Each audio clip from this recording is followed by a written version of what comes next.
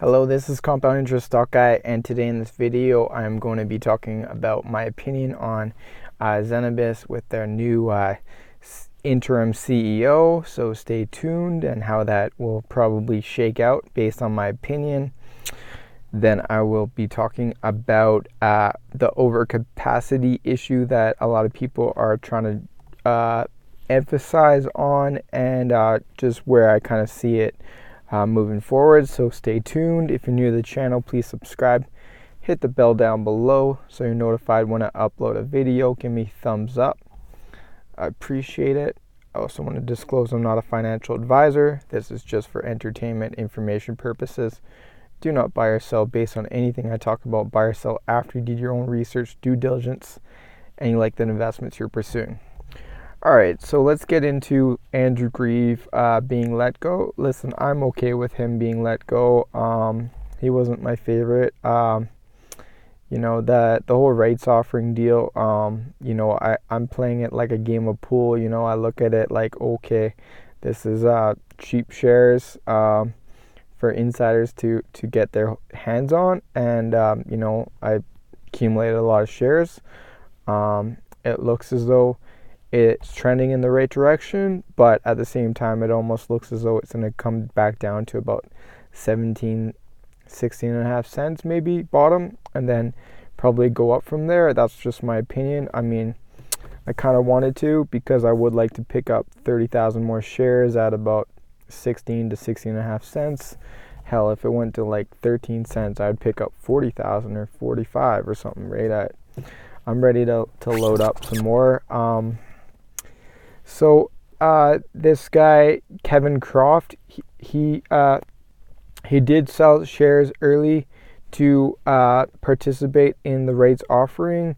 The last time I looked at Canadian Insider, it was Canadian Insider can kind of change to like all their revised data. So what it says today could be different than what I read it. But when I read it, it said that he basically sold all these shares at 21 cents to 25 cents, and then he participated in the rights offering. So whether he bought as many shares as he had before or a little bit, he did participate in the rights offering. So he bought shares at 15 cents. So, I mean, that's good. Personally, I don't really think he's necessarily the best person to be the CEO. I'd prefer to have like Leo Benny probably, but I guess he's probably like more like operations. I'm not sure what his title is at the moment, but I think he would be a good interim CEO rather than this guy. But hey, it's just going to be short term, most likely. I mean, for Canopy, they had the interim CEO for like June, probably. I think it was June or July when Bruce was gone, so somewhere around like 6-7 months. Yeah, I mean, for 6, I'm hoping they can get a CPG CEO before 6 months. But if they operating effectively on the business, it's not going to make a big deal if it happens in a week or in six months, in my opinion. Sure, it's nice and flashy to have a cool CEO, but I'm more focused on just the business running fluid. That's my take. Now, I don't really like Andrew Grieve. I mean, I think that was bullshit of doing the whole rights offering at 15 cents, and it took it down. That affected a lot of shareholders a lot harder. If there was no rights offering, the share price probably would be at about 50 cents today, or 45 cents probably. Maybe, who knows where it'd be. But I mean, it does give them some cash in the bag. So there's the positives as well. But I mean, it'll be interesting who they have is their next CEO. I'm gonna think it could be someone from the Ocean Spray brand, and based on their that Quan guy, they're the biggest agriculture grower for Ocean Spray in North America. So they're in BC and Quebec, I believe. are the provinces that they have their greenhouses in. So look, if they found someone like highly skilled from ocean spray background, I'd be cool with that. That would be a move up from who they have right now. Obviously, like the coolest would be some like ex-CEO from Diageo or Nike or something like that, obviously. But as far as them attracting that kind of skilled talent, I'm not sure if that would happen. We'll see. I mean, it would give them, if they got, say, like options at like 20 cents or something like that, and they were giving like 5 million or 10 million options, and then the guy was able to take the stock up to like $3 or $4 in the next couple of years, then the guy's gonna do pretty bogus, like hella making money. But it's not sure if they're going to be able to garner that kind of attention, just because based on their revenues in the cannabis space at this current time. But as they become a bigger player in the coming months, who's to say it may happen? Because I mean, if you look at it, it's like, okay, they did 7 million last quarter in cannabis sales, and then Cronos did 12 million. So there's not that much difference, and Cronos has been around a lot longer. So the ability for for ZENABIS to get up to 15 to 20 million in cannabis sales in the next couple quarters is it's possible for sure. I'd probably say it's a good chance somewhere like 13 to 18 million in cannabis sales for the upcoming quarter.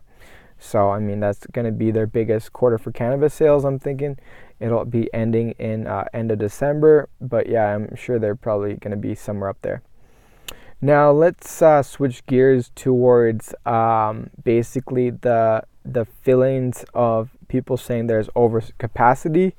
Well, yes, there is overcapacity, but there's a little bit like exaggerations going on around Twitter and somewhere else, and it's kind of bullshit. I'm just so sick of the lies. People just like put out some things and they got like, I don't know, like 10, 20 more followers than you or whatever, and then everybody takes it as if it's like truth, and it's like, fuck, it's not true. You gotta like do your own research. Like, people lie, people got 50,000 followers. Those people lie, just like politicians, so I mean, let's just be real. So what it is, some guy saying that